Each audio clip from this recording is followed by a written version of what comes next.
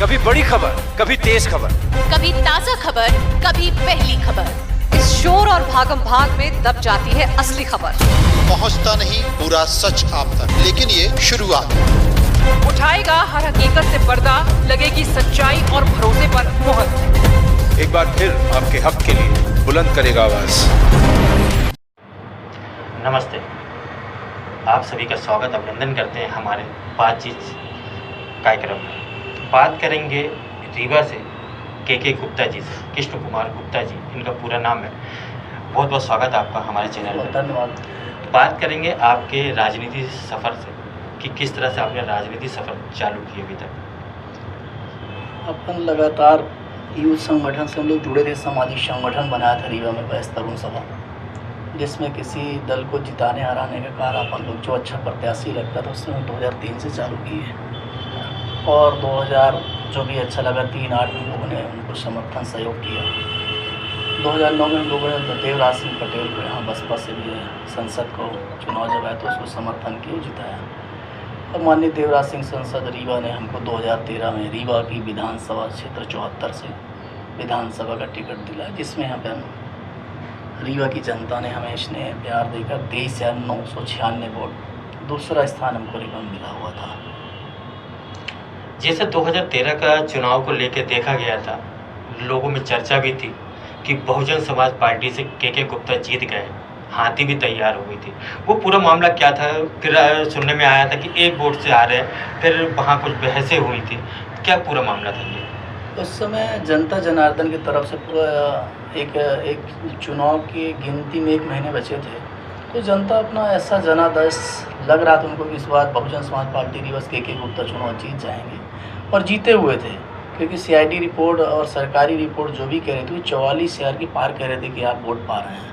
कहीं ना कहीं इसमें शासन और प्रशासन मिल के सत्ता के पक्ष में सहयोग किया और अपन को पराजय हुई। पर प्रथम बार चुनाव लड़ने के बाद भी बहुजन समाज पार्टी जैसा दल जो शहर में जिसका वोट नहीं होता, अपन 24 पाए। आज तक बहुजन समाज पार्टी इतना वोट नहीं पाई थी। 2018 का चुनाव बहुजन से लड़ने थे आप, लेकिन सिंबल का क्या लफड़ा था उसमें? उसके बाद आपको प्रत्याशी भी 2013 में बनाया था, लेकिन सिंबल का क्या मामला था? बहुजन ने आपको सिंबल नहीं दिया था।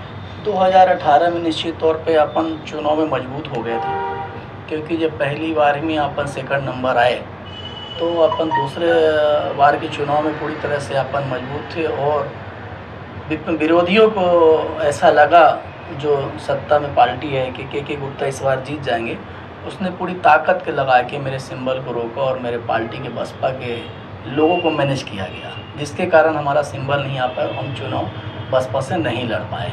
पर मैं ये चाह रहा था कि उस समय के किसी तरह बीजेपी हार जाए। बीजेपी का वोट बहुत जो 56,000 से जीत रहे थे वो 18,000 में तो जरूर आई, पर हार नहीं पाए। मेरा मकसद था कि बीजेपी हार जाए। 2019 में कमलनाथ जी के साथ आपने कांग्रेस ज्वाइन करी।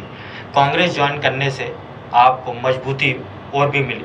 2023 में जिस तरह से देखा जा रहा है कि कांग्रेस क्या आपको निर्णय करती है? 2019 में हमने माननीय प्रदेश अध्यक्ष कांग्रेस के पूर्व मुख्यमंत्री कमलनाथ जी के हाथों में भोपाल में सदस्यता ली। रीवा जिला की करीब अपने हर विधानसभा के हमारे समर्थक हमारे साथ गए थे, सदस्यता लिए। और 2019 के बाद करीब 2020-21 तक कोरोना काल था, और 22 में अभी जब चुनाव आपका महापौर का आया तो 28 वर्ष के बाद कांग्रेस पार्टी का महापौर यहाँ जीता, जिसमें यहाँ के महाजन वर्ग और व्यापारियों का और मेरा भी बहुत बड़ा योगदान है महापौर को जिताने में। आपने देखा होगा 93-98 2003 तक सरकार थी कांग्रेस की, पर महापौर पर वहाँ पर प्रत्याशी नहीं जीतता था। पर कहीं ना कहीं रीवा शहर में महाजनों और व्यापारी वर्ग का वोट अधिकतम है, इसके कारण महापौर हमने समर्थन किया और मेहनत किया, कांग्रेस पार्टी में जिताया। अब कांग्रेस पार्टी के प्रदेश अध्यक्ष को पूरा भरोसा है कि रीवा में इस बार व्यापारी को टिकट मिलेगी और व्यापारी चुनाव जीतेगा। 2023 और 2003 इन बीच में कांग्रेस के प्रत्याशी कितने चेंज हुए वो सबसे जाना नहीं है। इस बार आपको टिकट मिलती है तो जिस तरह से देखा गया कि बहुजन के यहाँ पे वोट बैंक नहीं है, लेकिन आपने अपने व्यक्ति विशेष से 24,000 वोट पाए हैं, तो क्या ये कन्वर्ट कर पाएंगे कांग्रेस में? निश्चित तौर पे बहुजन समाज पार्टी के कार्यकर्ता भी मेरे लिए समर्पित हैं, क्योंकि 18 में मेरे साथ गलत हुआ था, वो जानते हैं। और अपन जनता की आवाज़ को हमेशा घटना परेशानी को उठाते रहता है। कल ही आपने देखा पिपरई हनुमाना के क्षेत्र की घटना को अपन पूरा व्यापारी वर्ग कलेक्टर को ज्ञापन दिया।